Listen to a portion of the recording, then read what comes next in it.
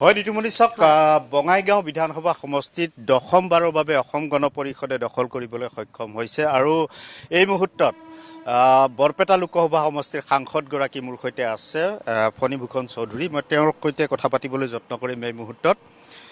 দশমবাৰৰ বাবে বিজয়ী হৈছে অসম গণ পৰিষদ বঙাইগাঁও বিধানসভা সমষ্টিত।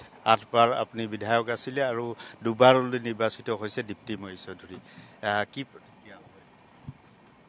মই প্ৰথমতেই বঙাইগাঁও সমষ্টিবাসী ৰাইজক কৃতজ্ঞতা জ্ঞাপন কৰিব লাগিব, তেওঁলোকক শ্ৰদ্ধা নিবেদন কৰিব লাগিব যে বঙাইগাঁও সমষ্টিবাসী ৰাইজে বঙাইগাঁও সমষ্টিত দশম গণ পৰিষদ দলটোক দশমবাৰৰ বাবে তেওঁলোকে নিৰ্বাচিত কৰি বিধানসভাৰ মজিয়ালৈকে পঠিয়াইছে। তাৰ কাৰণে মই প্ৰথমতেই বঙাইগাঁও সমষ্টিবাসী ৰাইজক মই ধন্যবাদ, কৃতজ্ঞতা তথা শ্ৰদ্ধা নিবেদন কৰিছোঁ। আৰু মই অনুভৱ কৰোঁ, মই উপলব্ধি কৰোঁ যে বঙাইগাঁও সমষ্টিৰ ৰাইজ বিকাশৰ প্ৰতি তেওঁলোকে আগ্ৰহী আৰু বিকাশৰ প্ৰতি যিহেতু আগ্ৰহী, গতিকে বিকাশ বঙাইগাঁও সমষ্টিত দেখিছে আৰু বিকাশ দেখাৰ কাৰণেই নিশ্চয় বঙাইগাঁওবাসী ৰাইজে দশমবাৰৰ বাবে অসম গণ পৰিষদ দলৰ প্ৰাৰ্থীগৰাকীক জয়যুক্ত কৰাইছে। যি মাৰ্জিন থাকে এইবাৰ পূৰ্বৰ তুলনাত কম হৈছে। এতিয়া আপুনি অনুমান কৰা ধৰণেই একাংশ বিজেপিৰ নেতাই বা মিত্ৰতাৰ ধৰ্ম পালন কৰা নাই নেকি বঙাইগাঁও? নাই, এই কথাটো মই নকওঁ, এইটো আপোনালোকেই ক'ব, আপোনালোকৰ সংবাদ মাধ্যমৰ জৰিয়তেই প্ৰকাশ পাইছে। গতিকে এই কথাটো মই কোৱাৰ প্ৰয়োজন নাই। গতিকে নিশ্চিতভাৱে আমাৰ যিমান মাৰ্জিন হ'ব লাগে সিমান মাৰ্জিন আমাৰ হোৱা নাই আৰু ইয়াৰ মাৰ্জিন এই বৃদ্ধি নোহোৱাৰ কাৰণটো আপোনালোকে নিজেই বিশ্লেষণ কৰিব পাৰিব, আপোনালোকে অনুভৱ কৰিব পাৰিব। আপোনালোকে সমষ্টিটো ঘূৰিছে, আপোনালোকে বিভিন্নজনৰ লগত কথা বতৰা পাতিছে।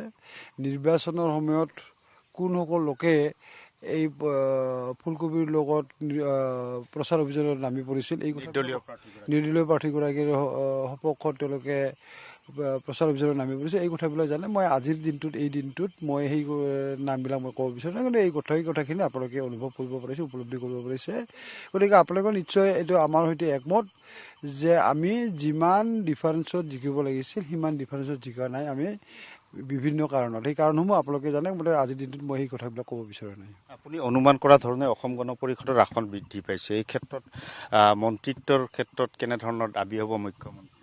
নাই, মুখ্যমন্ত্ৰীৰ ওচৰত মন্ত্ৰিত্ব সংক্ৰান্তত যিটো দাবী উত্থাপন হ'ব বা দাবী কৰা হ'ব, এই কথাটোত নিশ্চয় দলীয় নেতৃত্বই আলোচনা বিলোচনা কৰি এটা সিদ্ধান্ত গ্ৰহণ কৰিব। এইটো নিশ্চয় আমাৰ বিধায়িনী দলৰ সভা পাতিব, আমাৰ দলৰ নেতৃত্বক তেওঁলোকে আলোচনাত মিলিত হ'ব। আলোচনাত মিলিত হৈ নিশ্চয় আমি মন্ত্ৰিত্ব কেইজনৰ বিচাৰিম, কেইটা মন্ত্ৰী বিচাৰিম, এই কথাটো তাৰমানে দলৰ মজিয়াত নেতৃত্বৰ মাজত আলোচনা বিলোচনাৰ অন্ততহে কি হ'ব, সিদ্ধান্ত হ'ব। এটা চৰ্চা যথেষ্ট চলিছিলে নিৰ্দলীয় প্ৰাৰ্থীগৰাকীক লৈ। বিশেষকৈ মই পুনৰ সুধিব বিচাৰিম যে বিজেপিৰ একাংশ নেতাই কিন্তু মুকলিকৈ সমৰ্থন জনাইছিলে বা প্ৰচাৰতো অংশগ্ৰহণ কৰিছিলে নিৰ্দলীয় প্ৰাৰ্থী চক্ৰধৰ দাসৰ হৈ। কাৰ্যক্ৰমত সেয়া কিন্তু সফল নহ'ল। আপুনি কি কয়? নাই, আপোনালোকে নিজেই কৈছে যে নিৰ্দলীয় প্ৰাৰ্থীগৰাকীৰ একাংশ মানুহে তেওঁলোকৰ সৈতে প্ৰচাৰ অভিযান চলাইছিল। ইয়াত যদি আমি অসম গণ পৰিষদ দল শক্তিশালী নহ'লোহেঁতেন, অসম গণ পৰিষদৰ ভেটি যদি দুৰ্বল হোৱাহেঁতেন, আমি ইয়াত নিশ্চয় আমি জয়ী হ'বলৈ অক্ষম নহ'লোহেঁতেন।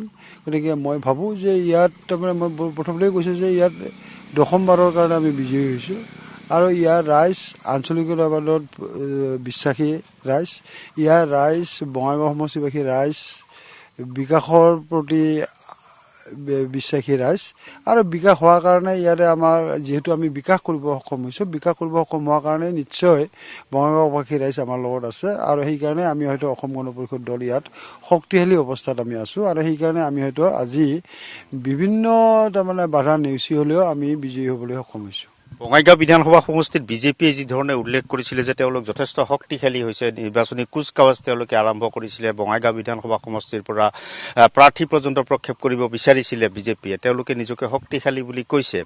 এই ফলাফলৰ পিছত এটা কথা অন্ততঃ আপোনাৰ পৰা জানিবলৈ বিচাৰিম, বিজেপিৰ কি পৰ্যায়ত আছে বুলি ভাবে? নাই, মই বিজেপি মই এটা ৰাজনীতি দল কি পৰ্যায়ত আছে বুলি মই তাৰমানে সমীক্ষা চলোৱাটো বা মই সিদ্ধান্ত দিয়াটো, মতামত দিয়াটো অনুচিত। কিন্তু মই ভাবোঁ যে এইটো অসম গণ পৰিষদ দল শক্তিশালী আৰু কি কয় ইয়াত বঙাইগাঁও সমষ্টিত অসম গণ পৰিষদৰ আন ৰাজনৈতিক দলবিলাকতকৈ শক্তিশালী অৱস্থাত আছে আৰু শক্তিশালী অৱস্থাত আছে কাৰণেই আমি দশমবাৰৰ কাৰণে ইয়াত নিৰ্বাচিত হ'বলৈ সক্ষম হৈছোঁ।